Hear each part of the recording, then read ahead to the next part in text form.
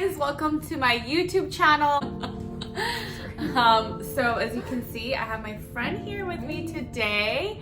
And yeah, before we get started, don't forget to like, subscribe, leave me a comment in the comment section. We have our little cafecito here. Yes. And going online. Oh. How appropriate. And I guess we're gonna be talking about our first flight as flight attendant. Okay, so we've been laid off now for Almost a year. almost 10 months. yeah, almost a year. And we're talking about the first time we ever got that phone call to work as cabin crew members. So do you remember the first time you got called to work? Yes.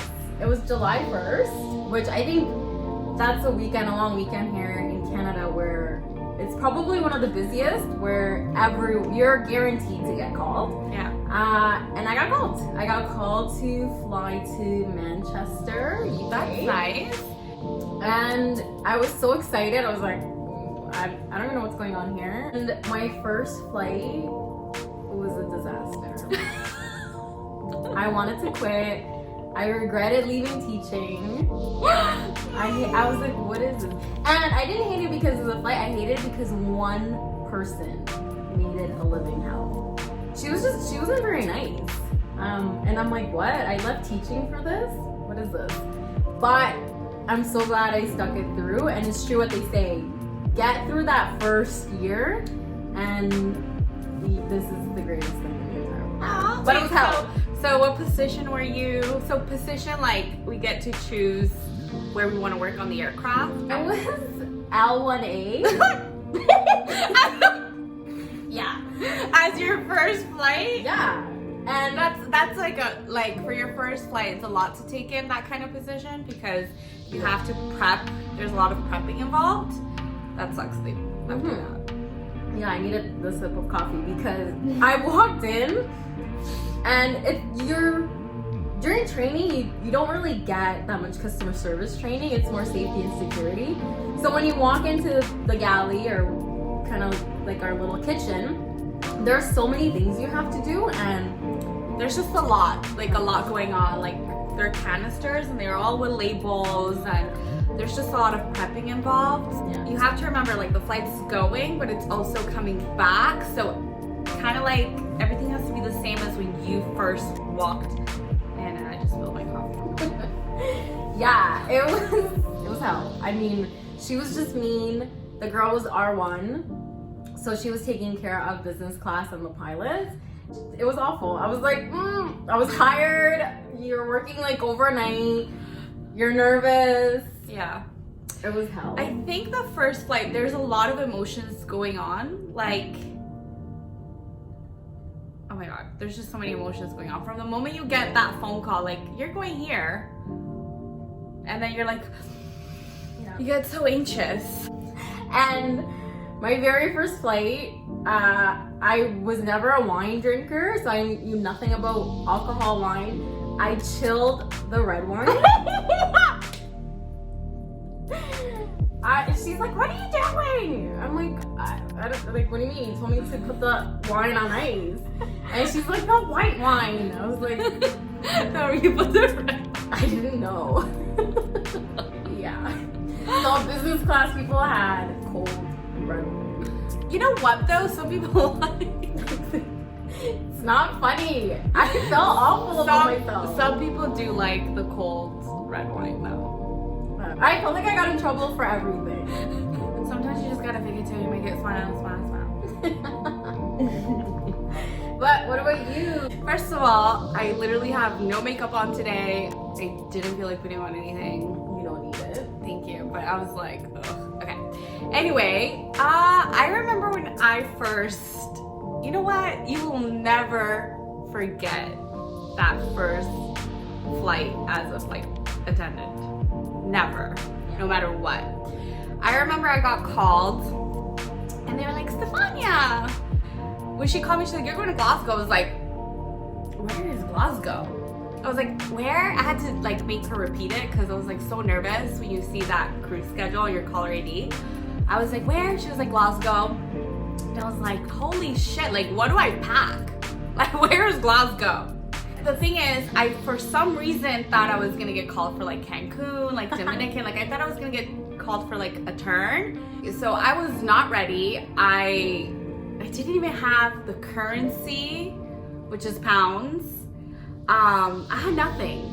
Honestly, I had nothing. So whatever, I just opened my bag, I threw everything on. And I remember getting ready. I was so nervous because I did look at the crew that got called and I was the most junior, okay? The lowest seniority. Your shit. You're last to pick your shit. your position. Yeah, you got no say, okay? When you're a junior, you got no say. So I checked and yeah, it was the most junior. However, I did get called with one of my friends that was on my group. So that kind of made me, like, that gave me a relief. I was like, oh my God, yes.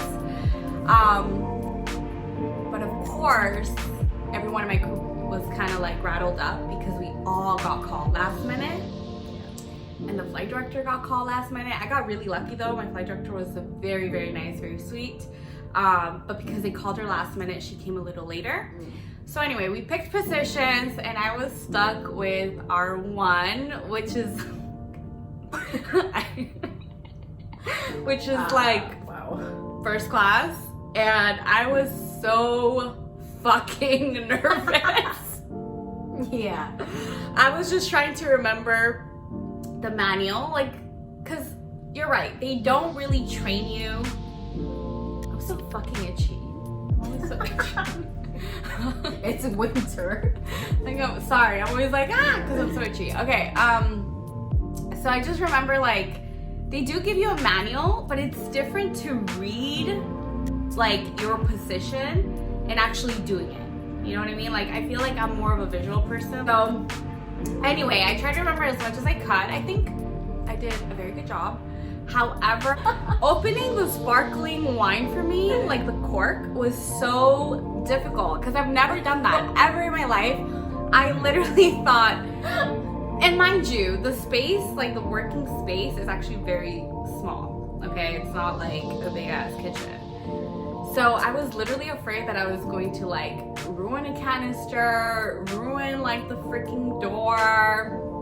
And yeah, overall though, for me it went really well. Good. But on the I spoke too soon. yeah, so it went really well going. Unusual happened, like with passengers, everything went smooth. But on the way back, first of all, when we got there, I was tired as F.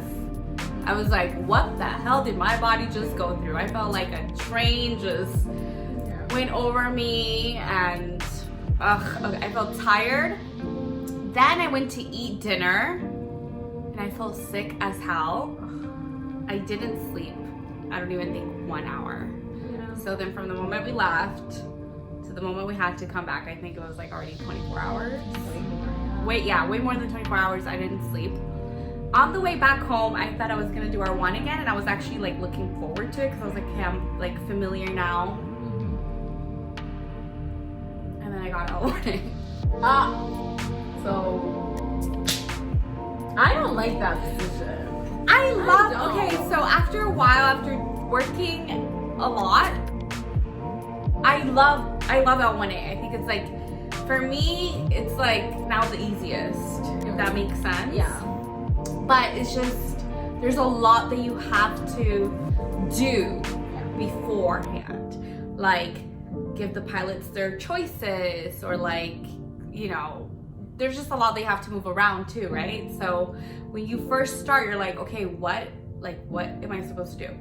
So anyway, on the way back, I was L1A, and there was one person that kind of got a little bit frustrated. From the crew? From the crew. And that's always gonna happen. Yeah. When you become a flight attendant, you're working with, I don't know, like 10 other people, and there's always gonna be that one person that's gonna be impatient. There's always gonna be that one person that is not gonna show you. So instead of telling me, that she just kind of like did everything, and I felt so useless. What the fuck am I doing here? Yeah. You know? every single time you fly, it's different people, it's different personalities, different walks of life. So you have to keep that in mind. Yeah. And you do have to stand up for yourself. There are positions for a reason. Everything's written down. There's no excuse. They're posted front of the plane, back of the plane. So you always know what you're doing at all times. And I think what I've learned is ask. Yeah. Like if you don't know something, just ask. Because airlines, they don't really spend 2 to 3 weeks teaching you about each and every position. Like it's something that you kind of just figure out as you go. You find out what works for you. Yeah, so you have to be someone that is versatile, and that's what makes it fun, that you get to experience something new every single day. Yeah. And I'm glad I didn't quit, and I didn't let that person ruin my experience. I just wanted to say, like, you're strong, and that takes a very strong-minded person, but there's a lot of people that after their first flight, they're like, you know what? This person yelled at me, or this person was rude to me, I'm done, I quit. There's people that quit, they don't even make it to the layover. Yeah. They make it to layover, but they quit like at their layover, so they come back as a passenger. Yeah, it happens because it's different. It's very different. It's not a 9 to 5.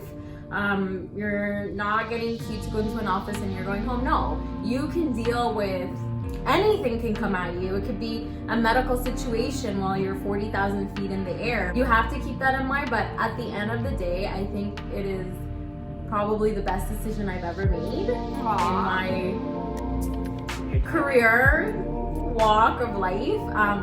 And I get to experience the world. I mean, I would only see Paris or the Eiffel Tower in I didn't even know where Glasgow was. She's like, you're going to Glasgow. I'm like, what?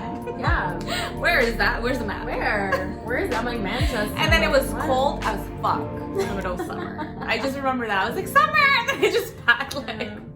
Yeah. I was freezing. Honestly, hearing our story of our first flight is not even that bad. Yeah. There's people that have medical situation in their first flight. They have smokers in their flight. Like other related safety and emergency situations go on their first flight. So Yeah. For me, it was just that person because we're all colleagues, so I didn't expect someone to belittle me and to speak to me that way. And I was like, I come from being a teacher. Yeah, where I so tell you're used kids to telling what to do. Yeah. It sucks that we don't have our jobs right now. We can get But I will say that moment when we get that call again, we know that's how you're gonna react. what am I gonna react? You're like dropping everything, done, running, putting on your uniform. You'll probably dry clean your uniform from today. Girl, my uniform is dry clean, ready to go. It's in the bag with the scarf around it. Am I too optimistic? Let me not be. Yeah. I wonder if we're gonna feel the same feelings we felt at the beginning, like that very first flight, because it's a completely different game when you are a passenger. But when you have to make sure flight goes smoothly and you sit in that jump seat, you're responsible for that door. You're responsible for all those passengers. And that's it. Thank you for being here on my video. It took us a while to make it. But yeah, guys, I hope you enjoyed this video. I hope you enjoyed hearing about our experience. And yeah, don't forget to comment, like, subscribe, and thank you guys so much for watching. And hopefully you guys enjoyed this video. Bye.